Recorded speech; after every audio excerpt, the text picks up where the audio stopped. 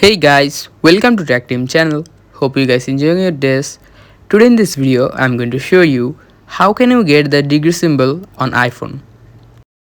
So at first, I'm just going to my notepad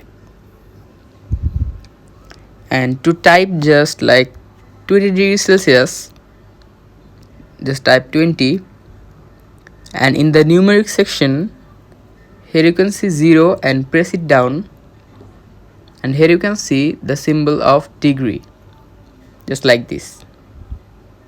If you were to type just like 17 degrees Celsius and press it on 0, and here you can see the degree symbol.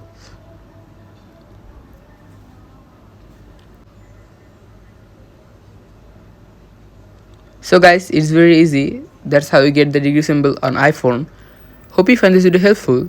If you find this video helpful, then give a thumbs up and don't forget to subscribe the channel. Thank you very much for watching the video.